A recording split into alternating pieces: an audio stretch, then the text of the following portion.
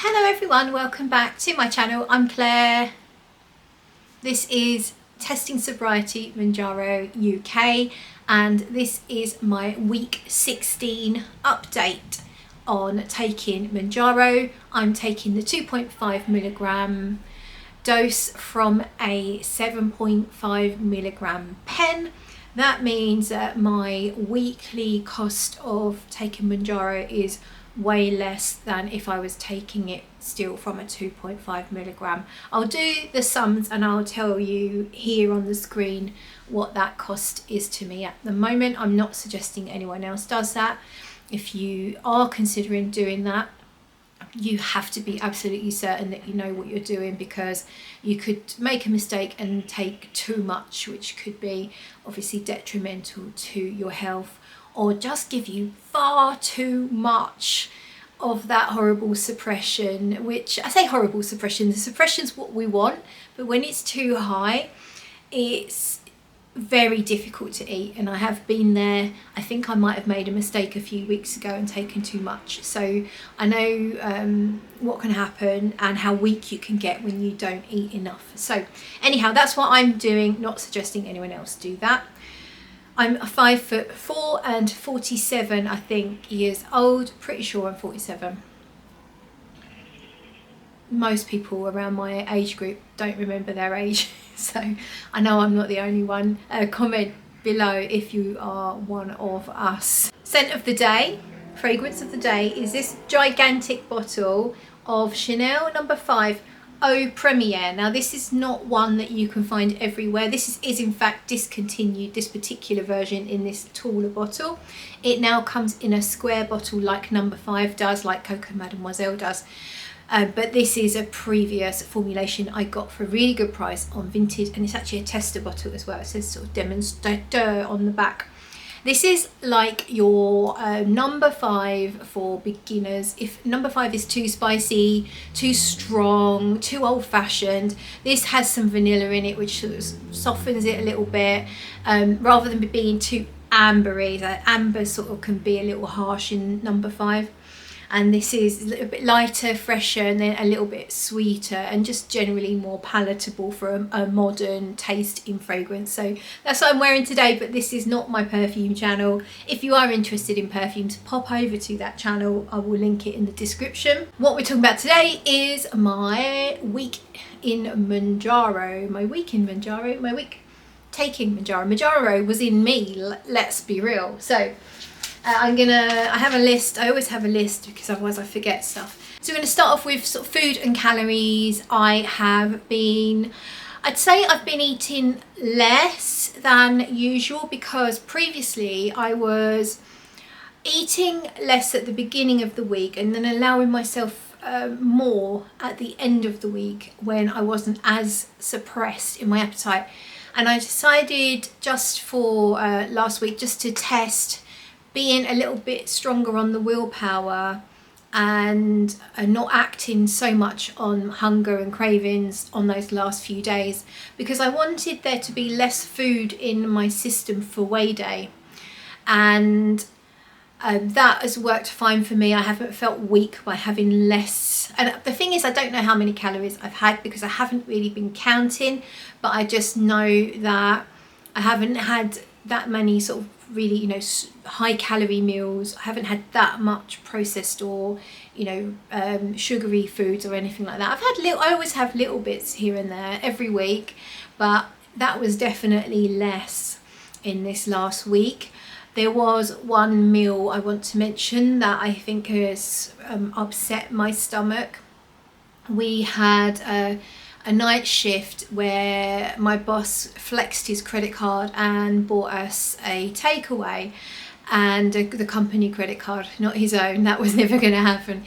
And we decided to get a kebab, and to be honest, it was a really busy night, so I wasn't able to eat it straight away anyway, because I was quite busy on the phone. Same for my colleagues. It was we work in the water industry, and where it's been really, really hot, is very, very challenging, and so it was a very busy shift. And when I was able to eat it, it cooled down a little bit, so it wasn't particularly great, and also it just didn't look particularly like the meat. I should not have got this.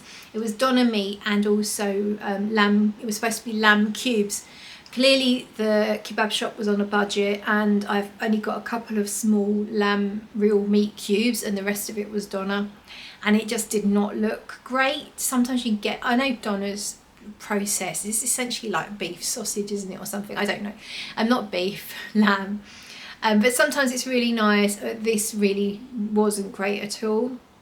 So I ate that, and I'm not sure when I started to feel my stomach inflame, but at some point then my stomach started to inflame, and it just felt wrong. I felt like everything's gathered in there, and it needed to come out, but it just stayed there feeling hot and sort of not exactly churning, but just like you've got something in there that shouldn't be in there.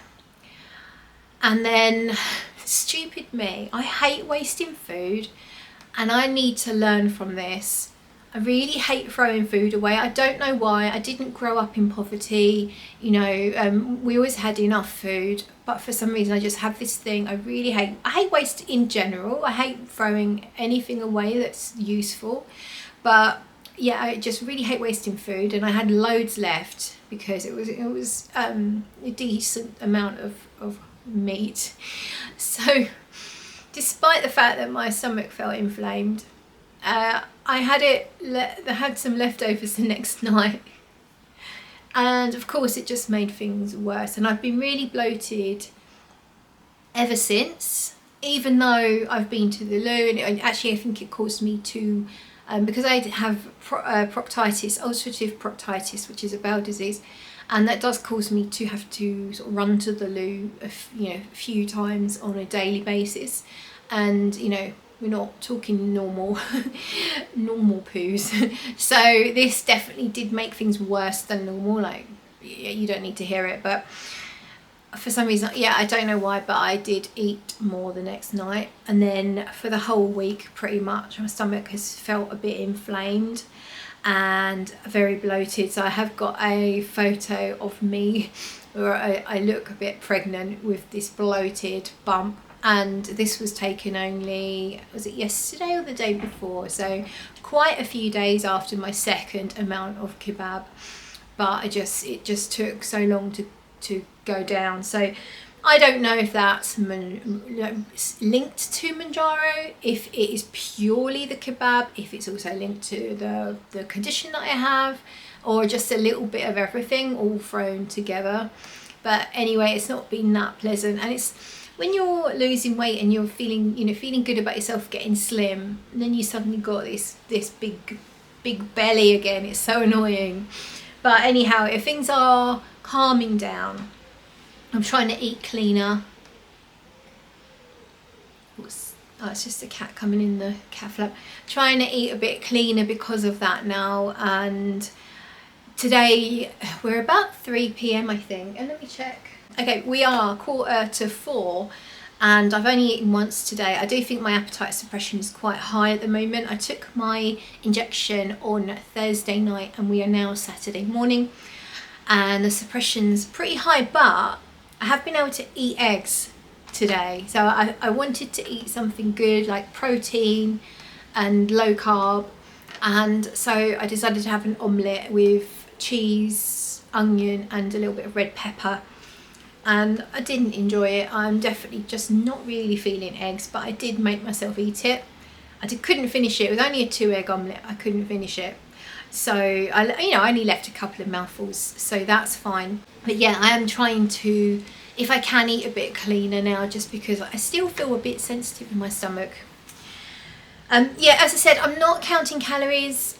I say I'm not. I wasn't. I've had a few weeks off counting calories, but I feel like that isn't good. I don't think that's great, because I don't know how much protein I'm getting, and that's important. And I don't know, I just don't know what I'm doing. Obviously you can have a rough guesstimate in your head about what you might have eaten, but sometimes I wonder, have I had too much, have I had far too little? Yesterday I didn't count calories, and then I got to nearly the end of the day and I decided to go back and count all the calories because I knew exactly what I'd eaten. I hadn't eaten very much, so it wasn't difficult, and I'd only had sort of 600 and something calories, and I thought, no, you need to, and not enough protein, like 50 something grams of protein, and I thought, no, I'm not ending the day on that. That's not good enough. So I did have a protein shake at the end of the day just to increase the protein because I didn't feel like eating, but I just felt like I probably needed more than 600 calories, so that's what I did. So yeah, I don't really know how many calories I have been having, but I just feel like I'm pretty confident it's less than most weeks. And I also realised that I need to count, because at least I need to count to keep track of how much protein I'm getting. So in the previous videos I've talked about my under eye area getting dark and I was getting ulcers. I'm pleased to report that no ulcers have returned in the week since last week. Last week I reported no ulcers. This week I'm still reporting no ulcers. I stopped taking creatine because my blood results came up with a high creatinine level, and so I thought, and I have to repeat the blood test, so I thought I'll stop taking creatine, see if that helps. And since I stopped taking creatine, I haven't had any more ulcers. The under eye area, I did look, I'm not going to be able to show you in this video. I did look in the mirror earlier and it was a little bit discoloured under there, like making me look a bit tired. But I have gone through most of the week looking at my eyes and thinking, no, I think they look normal now. So obviously there's a mild issue where they've come back a little dark underneath today, but I think hopefully by not taking the creatine, which I'm gutted about because creatine has loads and loads of benefits, but I think it wasn't working for me, and that might be because I'm on medication that can have a detrimental effect on your kidneys, so I might have just overloaded my kidneys with Mounjaro, which I think does also have an effect on kidneys, and then the medication that I'm on, and then the creatine as well, was probably just tipped it over the edge a little bit. Exercise this week, I did do paddle boarding. I will show you a couple of pictures that I took. I will include last week's walk in London because that was on this week, so I mentioned it last week. I won't go into it this too much, but I did 26,000 steps in London, so that was a really good exercise day. The paddleboarding is great exercise because you're pumping it up. It takes me 20 minutes to pump it up in the hot boiling sun, I might add. And then I probably paddled around the lake for about 2 hours, like on and off, like sometimes laying down on the paddleboard, sometimes sitting down and paddling, and then sometimes standing up and paddling about. So pretty good exercise for those 2 days at least. My walking wasn't great. Steps wise, I look back on my steps app, I never went over 7,000 steps a day. I did go on a nice little walk that got me to about 6,000 steps. I'll show you a couple of pictures I took on that walk. And apart from that, I'd say my steps are pretty low, between 1,500 and 3,000 the rest of the days, so not great. I have been still working on trying to do pull-ups, so I will show you the latest video of me attempting a pull-up. I can't pull myself up from the floor yet. I'm very early on in my endeavour to be able to do a proper pull-up, or you know, more than one, hopefully one day. But I have improved in that I have to jump up to do it, but I can then lift myself higher, and I can do that twice. So you'll see in the video.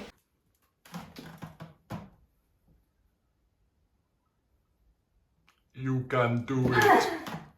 How's that? Here's a video of me today. This is in what I'm wearing, and it's really just to show you. This doesn't really show my body because it's quite loose, but this dress I used to fill out. There's a seam at it's sort of like a few inches above my waist, so it's somewhere halfway between my waist and my boobs. There's a seam. You'll see it in the video, and I used to fill that area used to sort of be not tight, but I would feel the gap there, and now it's completely loose, like the dress is hanging off me around the middle of my body. And the other thing is, I look so flat chested. I have definitely lost weight off my boobs, and it is so unfair. It is so unfair. I've always had teeny tiny boobies, This is why I ended up getting implants when in my 30s, and then they made me, I didn't realise it took me a while to figure it out, but they made me really ill. I would highly suggest anyone considering having implants or who already has them, just to get yourself up to date on what the symptoms of breast implant illness is, and just to be aware of that before you go ahead and do it, because yeah, it made me ill in many different ways, very intermittent, couldn't get to the bottom of it, and eventually just thought, could these be making me sick? And they'd been inside me for 15 years, and I started to research and found that there are thousands and thousands and thousands of people that have had breast implants that has made them sick. And it, generally speaking, not always, but generally speaking, it's the longer they've been in, the worse things start to get. You can be absolutely fine, like I was for many years, and then all of a sudden it's like your immune system is sort of tackling them and fighting, almost fighting itself, and you get all the symptoms are immune related. And I got loads, I'm not going to go into it here. But so I had my implants removed in 2021. I had a lift at the same time. My teeny tiny boobies had a lift, and they have definitely shrunk since I started losing weight. And yeah, like, you just have to accept it. I'm okay with it. It's just some clothes are, you know, when I'm not wearing a bra, I can wear a padded bra under things, and I'm perfectly fine with that. But when I'm wearing a loose dress, because it's still quite warm, even though it's overcast, and a bit rainy and breezy, it's still warm. So I wanted to wear just a loose, easy dress, but with no bra, because yeah, and I just look so flat. But this is life, and I'm willing to take it. I'm willing to accept that my boobs have shrunk because of the weight loss, and that's just the way it is. We cannot control where we lose the weight from, and it might seem unfair that when you've already got tiny boobs, why the hell? I just didn't think it possible to lose weight from my boobs, but there you go. Clearly lost it from all around my middle as well, which is why this dress is now really loose on me when I used to fill it. This is your reminder to hydrate. Take a sip. Just a weak squash for me. And so last week I talked about the cat, so I'll give you a quick update on the cat. Hello, she's just in front of me here. So her ear, I told you, had inflated again, but over time it deflated. Now there's this tiny bit of swelling in there, but it is not as bad as it was. She is holding it a little funny still, so we are going to go to the vets, but I did push it to next week because that takes me into my after my payday, and last month was very expensive. Good news is the insurance paid out on the bigger vet bill, so yay, which is why I was able to buy the perfume. So Cat is seems absolutely fine, and it is just the fact that she is holding her ear a bit funny. So I'm hoping now that, because there's not much swelling in there, that maybe the vet will say we'll just leave it and let it sort of get itself, hopefully, I'm just, you know, fingers crossed, hopefully no further action is needed on the ear, but we shall see. But apart from that, she seems fine, and we need to get I need to find out what's going on with her lungs.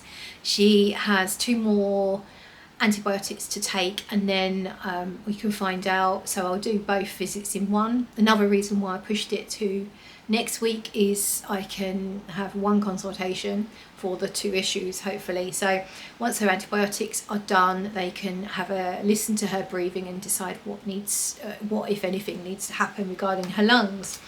But she is absolutely fine. She is eating the food very happily and demanding more as per usual, running around when she has a fit of energy, and all seems well with her. Let's then get on to the weight. So this week I had a weight loss. So last week I weighed 149.6 pounds, and that was a maintain. I hadn't gained or lost last week, but I did know that I felt like I was retaining water or something because of the heat, because the next day I weighed and I was less. So But last week's official weight, 149.6 pounds. This week, 147.2. So that is a loss of, what is that, 2 pounds, 149.6, 2.4 pounds. Yeah, 2.4 pounds. But obviously last week being a maintain, I wouldn't expect myself to lose 2 pounds or more a week when I am fairly close, I think, to a happy weight for me. So I am, let's see what my BMI is. Okay, BMI is 25.3, so I'm still not in the healthy weight category, but I'm so close. I think 24.9 or something like that is a BMI that takes you into the top of the healthy weight range. Not that BMI really matters that much, but they're just things that we can reward ourselves on as and when we hit those particular brackets, etc. So I am really happy with that weight loss and my plan for the week. I still do need to do better on the exercise, and so I will try. I don't think I sound that convincing to you, and I probably don't sound that convincing to myself, but I will try and do better on the exercise front, and I am going to track my calories again for the week. And I think I need to improve my protein. In that weight loss, 1 pound according to the Renfo app was a muscle mass, so I am not impressed with that. And is that because I haven't been having that much protein? Is it because my exercise in terms of sort of any strength training hasn't been that great? Yeah, it could be a bit of both. So I think that I do need to put that focus back on strength training and protein. So I think counting the calories and checking my protein levels will help with that. So hopefully next week will be less muscle mass loss. But if previous weeks are anything to go by, it wouldn't surprise me if I have a maintain next week and then a loss the following week, and I am totally fine with that. Everything is going in the right direction, so it doesn't matter. It doesn't matter, but it always feels good when you see a loss on the scales, and let's be real. Anyway, let me know where you are at in your GLP-1 journey, or if you're not taking GLP-1, how are you sort of tackling the weight loss thing, if that's what you're doing, or maybe you're just watching this for entertainment and you don't need to lose weight. Thank you for joining me, I appreciate that. And yeah, if you like the video, do give it a thumbs up and please subscribe. I am about 809 subscribers last time I looked, so it would be great to get to the 1,000 mark. That would be amazing. So if you aren't subscribed, do please just click the button. Do me a favour. Do me a quaver. Is it quaver? Is that what they say? I don't know. Shut up, Claire. Bye.